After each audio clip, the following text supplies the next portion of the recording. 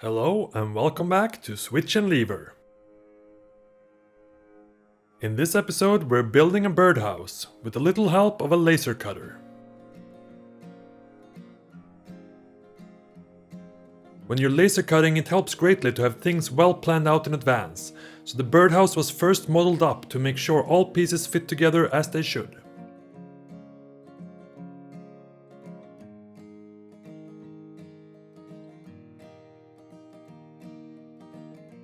Since we can't just laser cut solid wood, some preparations are necessary to get the material to size. The birdhouse started out as raw, rough-cut lumber, processed down to more appropriate dimensions. Once you cut your lumber down to size, you need to straighten up two sides to create a right angle corner. Start by straightening up the narrower side in a jointer, followed by the wider side, until both sides are entirely smooth. Follow this up by passing the opposite side through a planer, until both top and bottom sides are flat and parallel. Head on over to the bandsaw and cut thin slats, about 10-15 mm thick, making sure you match them up in the same order you cut them.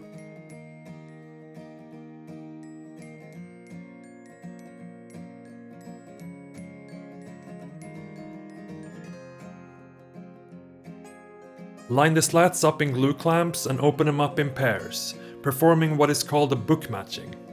This will make the glued joints much less apparent in the final product. Glue together as wide boards as you need.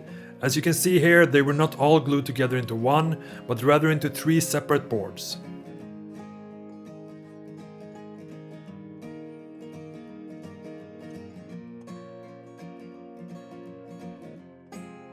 Wipe and scrape off any excess glue you can get to, as this will make the following steps much easier.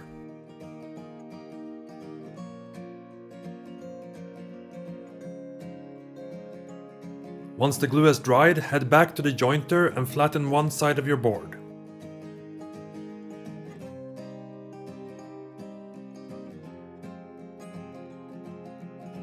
When flat, pass the board through the planer until you reach the side thickness of your board. In this case, 5 mm.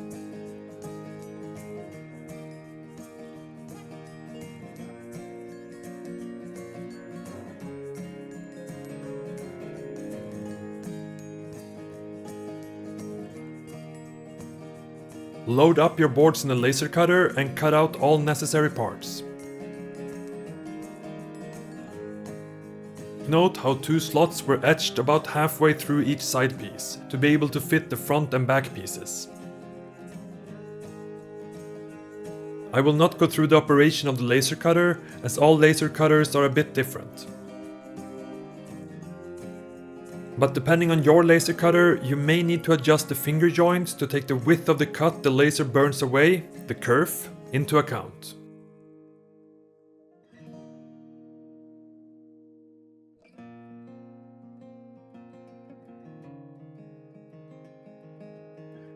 Back at the gluing station, start with the bottom piece and line up the front and back pieces in the slots etched out in the laser. A couple of polyurethane foam blocks were clamped to the pieces to make sure they would remain square as the glue dried.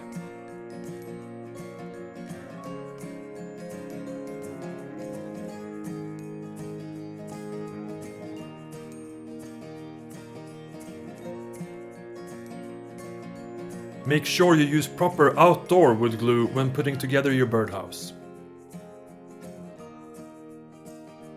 Once dried, successively glue the other side pieces into place, taking care to line everything up well.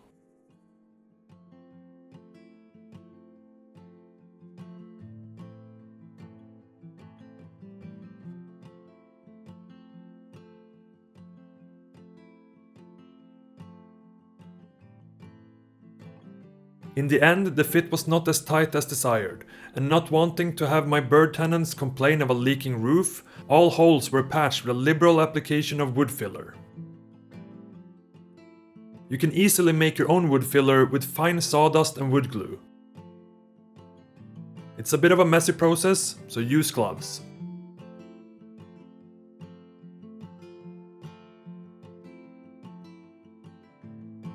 Once the wood filler has dried, sand down all sides flat. This will also take care of the parts of the finger joints which extended beyond the actual joints.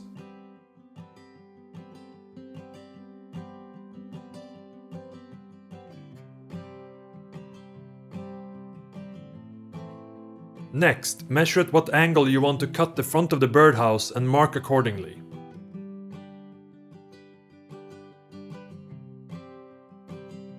A jig was made to hold the birdhouse at the right angle when sawing off the front. Be careful and mindful where you have your fingers when using the bandsaw. It cares not whether it's cutting through wood or bone. Once cut, set the table of your disc sander to match the angle of the front and sand down smooth.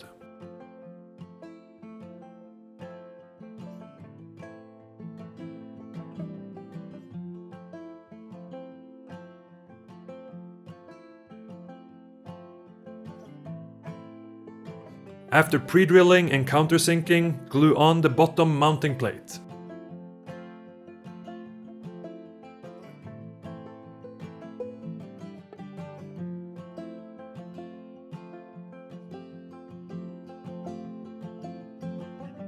Time to start mounting the back door. The door is necessary as you should take down and clean the birdhouse after each season, as to prevent disease and to keep it inviting for next season.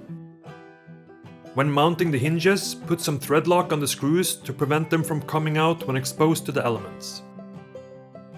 Also, make sure the heads go on the inside of the birdhouse, so no protruding screws can hurt the birds you hopefully will attract.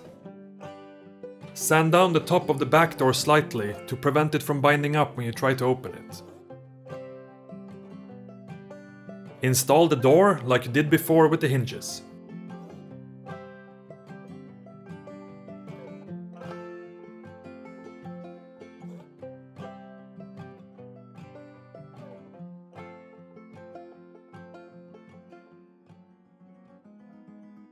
Sand down the mounting plate so it sits flush with the sides.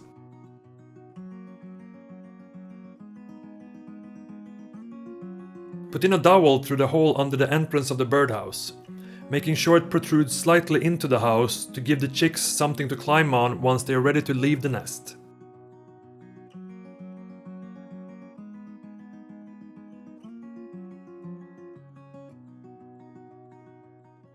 Time for the rest of the mounting hardware. We're creating something like a French cleat system, where we're attaching one cleat to the top back of the birdhouse and drilling a mounting cleat into the surface we're hanging the birdhouse on. Make sure the back door clears the cleat, rough cut it out and sand it down smooth.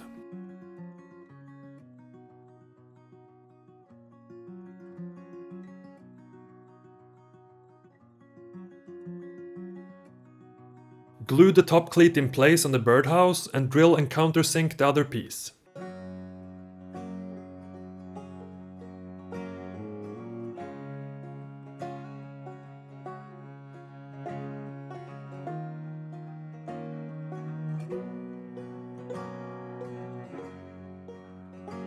Give the entire birdhouse a light sanding and knock off any sharp corners.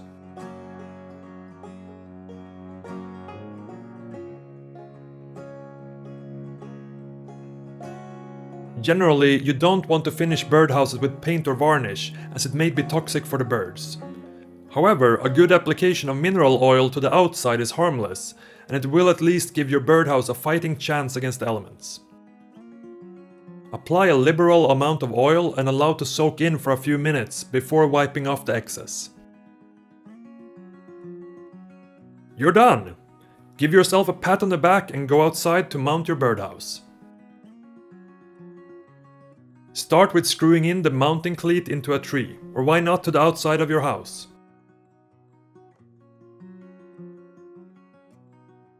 Hang the birdhouse on the cleat and attach 2 screws to the bottom to hold the birdhouse snugly against the tree. When you need to take it down for cleaning, all you need to do is remove those 2 screws and the birdhouse comes off easily.